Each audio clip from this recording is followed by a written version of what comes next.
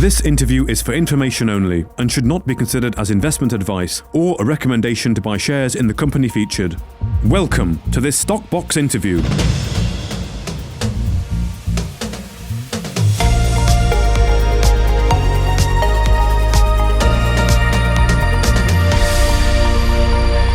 Well, joining us today is Dr. Rebecca Hunter, the VP of Exploration at Forum Energy Metals. Well, thank you very much for joining us again, Rebecca. How are you? Very good, Mark. So glad to be here. Yeah, good to be talking. Of course, I know the last time we spoke, it was in person in London at an event that the company was doing, and that, of course, was then followed by, I think it was Mines and Money, one of the big conferences there in London.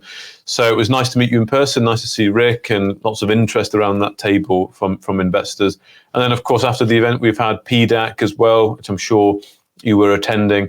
So really, this podcast is just a chat really about the uranium markets, what different uranium deposits, and really what Forum have. So I mean, but perhaps first of all, let's just talk about the uranium markets then, and how they've been performing, how the uranium price has been performing, and things that you've picked up perhaps from your visits to the different conferences, and PDAC, for example, and what the vibe was. I know we have some slides, and you got some to go through. So, tell us what's the vibe in the uranium space? Well, it's good. I mean, again, it's just the fundamentals have really shifted over the last couple years, and so I have a few slides here to kind of just discuss that. And, it started, I guess, last year with the World Nuclear Association kind of conference, and just really it coming to light how much supply is in the deficit, that we need a lot more uranium to basically go forward. And a lot of stuff has kind of changed. And one of the things is that we've come out of this really bad bear market. So we've had basically 10 years where, the depressed prices, it had happened basically after Fukushima. And we're just coming out of that. And during that time, we didn't have production. Mines closed, really high grade mines, basically like MacArthur River, closed during that time because of the depressed prices. And essentially, we got all these other kind of geopolitical things going on. So you've got the Russian-Ukraine war, you got supply chain, we had COVID. And then now, climate change is always been, it's been a concern for, more than just now. But I think it's really just coming to light how much that we need to have a clean energy source. And a lot of countries are just starting to come on board and realizing that. And with that, we need a lot of uranium. And it's so interesting that now it's coming to light. I'm 35. I'm 35 years old. When I was in the sixth form, so I would have been 17. My geography teacher was talking exactly about how uranium needs to plug the gap. The governments might want to transition to green energy, but we just don't have the ability to get there without plugging the gap with nuclear power. And that was nearly 20 years ago. So it's good that finally it's been recognized. I know the European Union only in January, I think, classified uranium as green, which again is a big step in the right direction. But just thinking on the prices, why were they so depressed then out of the bear market? Was Fukushima a big part of that? Was there a lot of anti sort of nuclear power movement at that time that just meant the demand was very low, or the other factors as well? Well, essentially, So basically the reactors shut down, like Japan, shut down their fleet after the Fukushima accident. And then other countries piled on board, like Germany and other ones that, have a very strong kind of the green sort of political agenda. So, and then basically supply just built up because then, reactors weren't in production. So if reactors aren't in production, they basically stockpile. So there was basically a supply overload. And so that's kind of the biggest thing post-Fukushima that led to the price depression. Right. Okay. And then, of course, time has passed, and Yeah, the effect of that will have is subsided, and now we're going into this uranium bull market. You would say, when we see that prices are definitely improving. It was a talk of mines and money, that's for sure, when I was there back in November. As we're going to go down for baseload energy power. Yeah, exactly. So essentially, because during that bear market, no new mines opened, exploration kind of was halted. So it just kind of really depressed the whole uranium cycle, and mines don't open up in a day.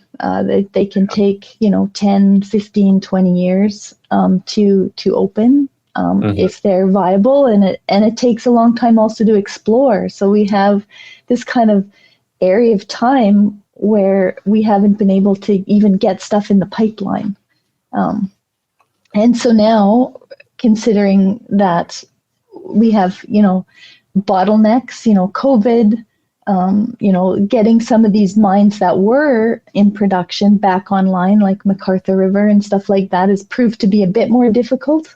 At least to get to the production targets that they wanted, because of, staffing issues, and you can't just shutter a mine and then start it. Like, nothing just starts again quickly. So there's some delivery bottlenecks, both with Cameco, and Kazakhstan is having a lot of trouble. And then you've got all the geopolitical issues as well. So you have Niger. So, a lot of countries depend on that.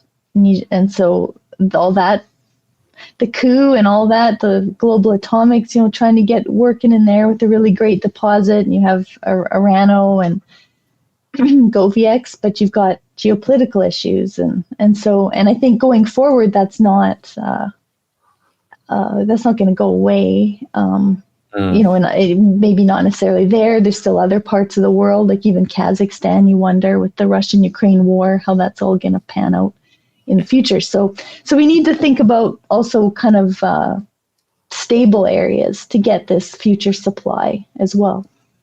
Indeed. So, stable areas, well, what are we talking then? United States, Canada? Yeah, like the United States, Canada, Europe, but not everywhere has quality uranium deposits either. Indeed. And so that's the other aspect. This slide here kind of just goes through that bear market, because you kind of alluded to that. Basically, uranium's had about 3 bull markets, one in the 70s, one obviously in the last cycle, which was in the 2000s, and now we're in the third one. And okay. You were saying, so we had a real run up in the uranium price in the 2000s there. And that's kind of when you were, 20 years ago, when you heard climate change and all that. And that was a bit of the driver then. It was kind of the very start of it. But at that time, there wasn't a supply deficit. There was the projected potential supply deficit, because people were talking about more reactors and requiring that supply, but in actuality, there was still a lot of supply, and we still had all that secondary supply, so that megatons to megawatts, where we were basically disarming and using old nuclear weapons for secondary supply. So that still existed. And we just didn't have that critical push, which I think that's the change now, because of the real need now to have a clean energy source. So we're looking there. It looks like sort of 20-year cycles almost. Maybe we're not. I don't know how far this data goes back any further in cycles, and we can obviously speculate and say the cycle started now. But looking at that, it's looking like 20 years approximately between cycles. Yeah, I mean, uranium's kind of it's a commodity that hasn't been needed for hundreds of years. Like it's kind of a newer commodity. So indeed, yes, we don't have the history on it. We don't have the a newer required commodity. But but it does have these big cycles. But I think it's not until now that the need for it I think, has changed. Really? So you'd say not until now has the need actually been ever greater? Yeah. Okay. So, well, that of course bodes well, doesn't it? So I mean, what was the peak there at the 2000s? It was around 140, not quite, or 30 not quite something. 140, yeah, 130 something, yeah. So the peak recently was 105. We're now pulled off about 85. So yeah, if typical cycles are anything to go by, we'd look for a higher high. I mean, do you have a prediction? Yeah.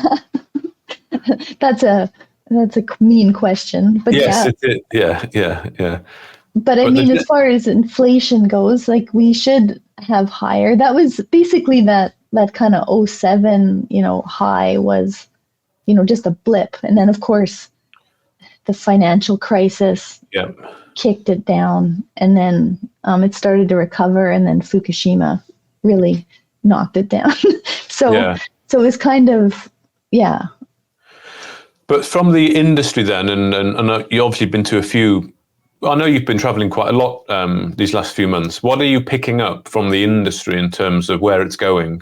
Both the demand and demand and the price, they go hand in hand, really. Still very positive. And so, yes, it's pulled off of that spot price high. But the thing to recognize with the spot price is that it's just a very few players that kind of, manipulate isn't the right word, but that basically cause that price, like it's fuel buyers, and it's a very small thing. And so the real thing to look at is the long-term price, because that's what matters. Like that's what, uranium producers and uranium utilities, like that's what they contract at, is that longer term price. And so now I think we're just seeing that shift where you got the spot price and the long-term price kind of coming together at a more reasonable rate. The fundamentals are still the same.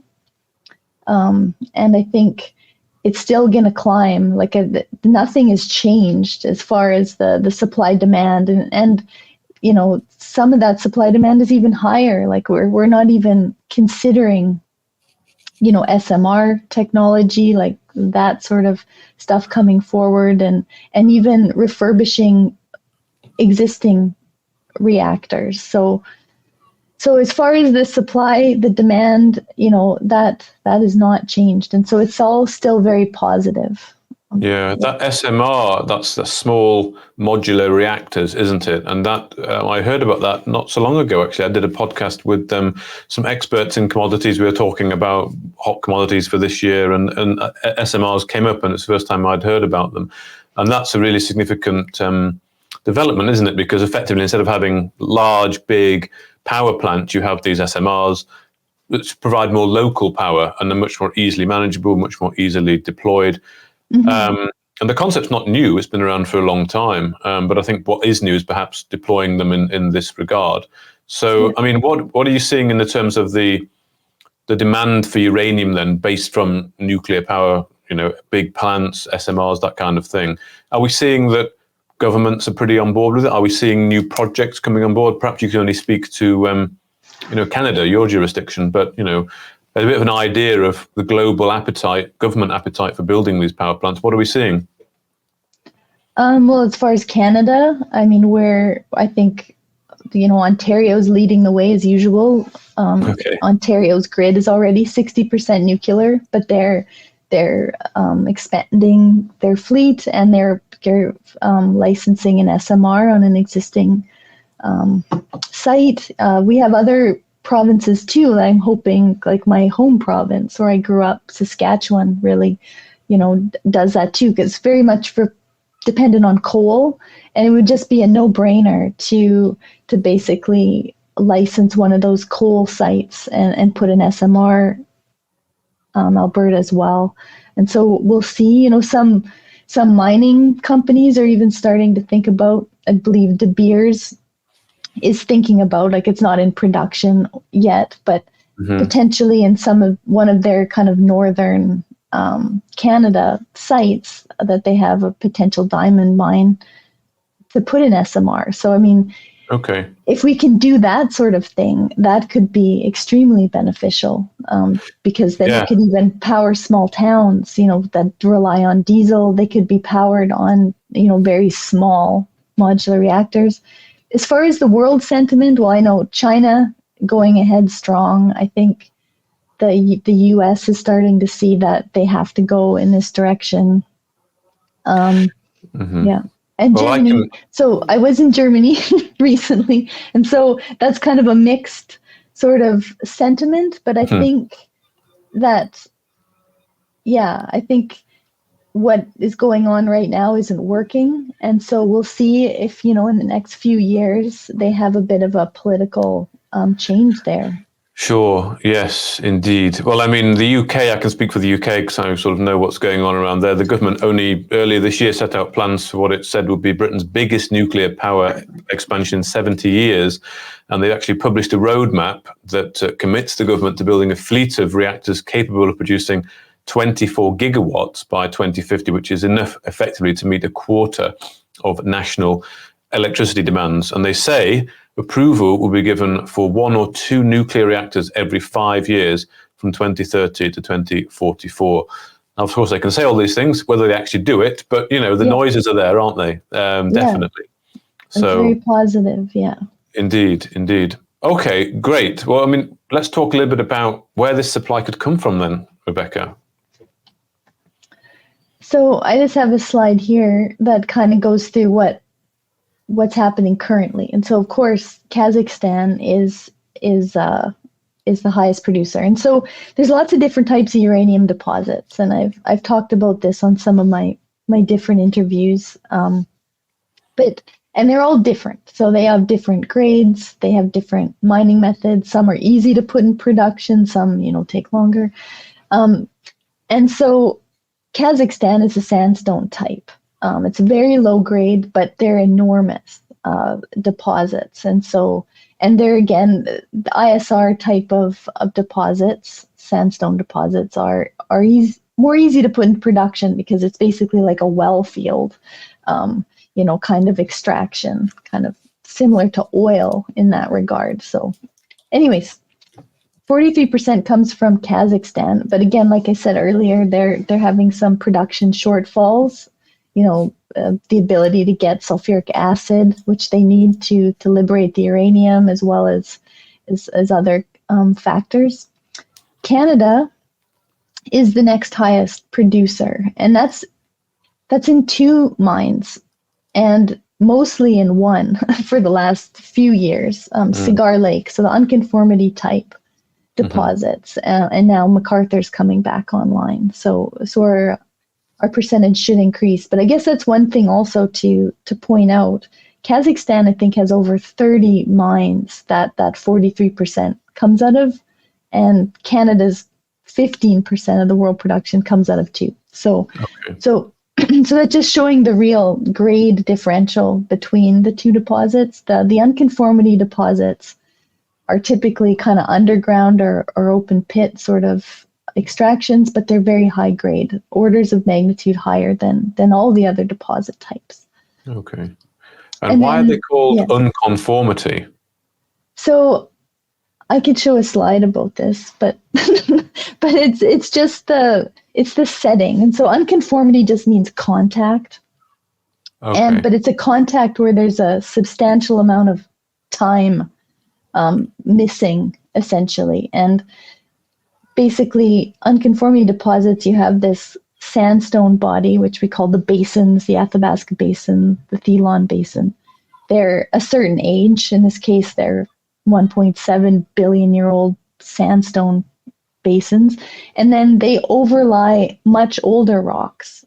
There's a time contact there. Right. And the deposits, that interface between those 2 vastly different aged rocks is a really good area for uranium to precipitate, essentially. Okay. And so that's all. Okay. It's just a term, and the sandstone ones are just hosted in a sandstone body. It's much younger than that's just geology. Yeah, indeed. But then the other producers, of course, Namibia in Africa is the one, and those are called intrusive, or they're hosted in basically granites, very low grade. These are big operations where you make these huge pits and you extract, basically just bulldoze a bunch of granite and leach out the uranium.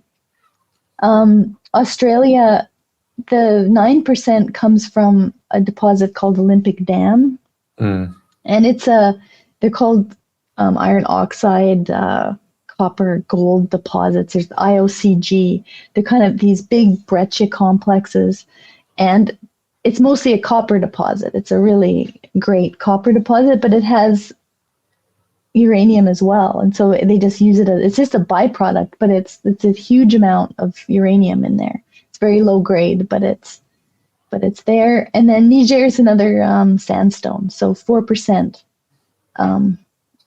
just like Kazakhstan kind of setting.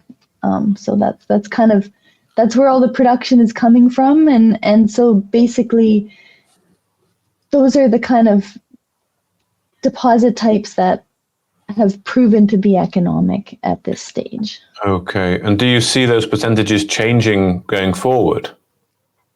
Well, you basically, not everywhere, like all these different types of deposits, not all of them will be really good economically. And so Kazakhstan is so phenomenal because it's sandstone type, easy to get into production, but they're also exceptional. Like these are the largest kind of sandstone uranium systems in the world. And you don't get those everywhere. Like the United States has similar types of deposits, but they're nowhere near the scale.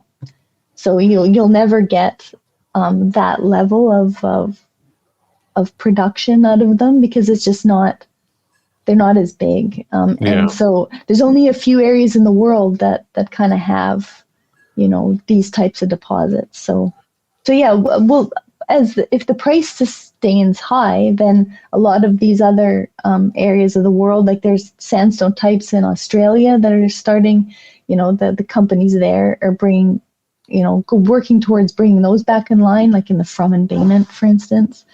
There's deposits potentially in Argentina. And then there's the US, of course. So the US, again, like Encore Energy, and they're working hard to bring those deposits, which will bring a little bit of production, but these aren't major producers by any means. But really, as far as like safe jurisdiction and grade, it's really hard to compete with Canada and with the unconformity type deposits. So the unconformity, you've got the higher grade. Yeah, but presumably lower scale.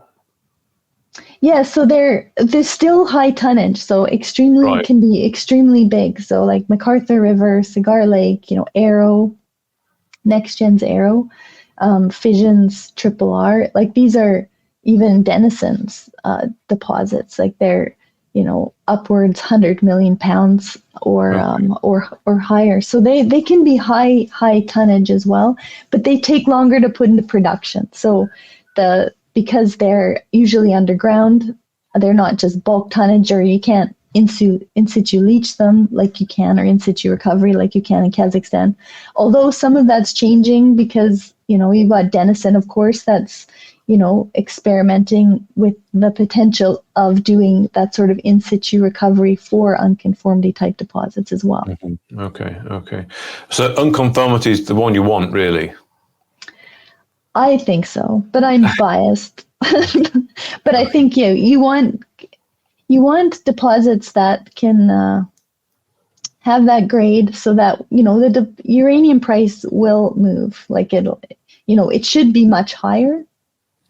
But of course, it's going to go up and down. It's cyclical. And you want grades, you want basically the deposits to be able to kind of weather those lower prices as well and still be economic. So you need, having deposits of significant grade matter a lot. And then I think going forward, the biggest thing is going to be geopolitical. And you need areas that you can feel confident we'll be able to get supply from in the future.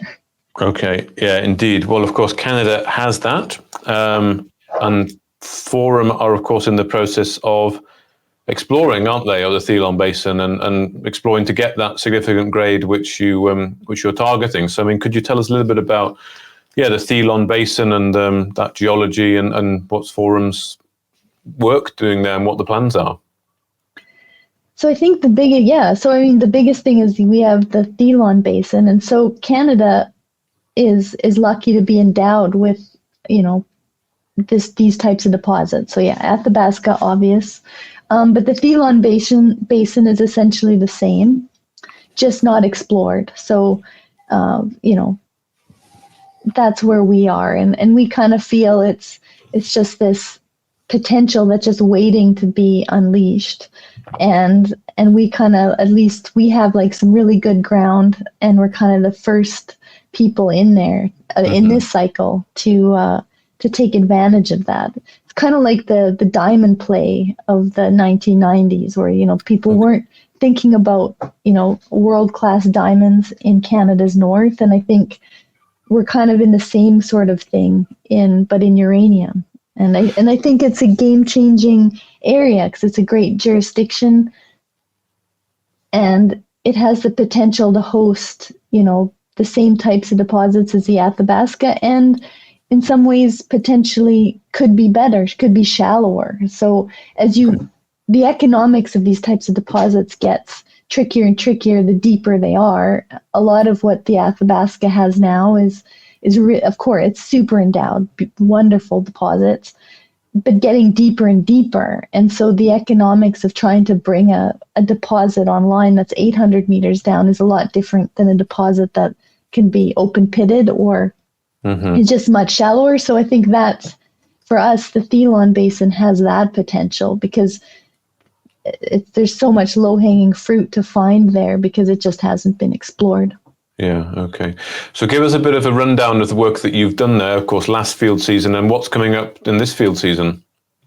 So right now we're moving stuff overland. So we have our first load of our camp over at our campsite. So we bring stuff up to Baker Lake, and then we bring it over the snow with these big snowcat trains. And the camp this time will be permanent, is that right? Yeah, I mean, they're still called temporary camps because it's not, it's not but it'll stay there, camp for as long as we do the work that we need to do. So we've hauled in some big fuel tanks, and we're bringing in the lumber and the camp and all that sort of stuff. So that's what's happening now, which is crazy because the year is just ticking on. And by May, we're going to build the camp. So that's the plan, is to actually construct it. We're just hauling stuff now. And then we have a 10,000 meter drill program planned for the summer. So basically June to as long as we need. So hopefully we can get our 10,000 meters done by kind of mid-September kind of area. And that's, yeah. And the objective of this 10,000 campaign is basically to expand Tatiggaq. So last summer we showed those results of the Tatiggaq deposit, and so the big thing is to expand that. So 75%. So we raised 10 million since the summer, and we've discussed that before, to go towards this program, and 75% of that is going to go towards basically expanding Tatiggaq. And yeah, one of the exciting things we did last summer is we started doing this passive seismic sort of geophysics.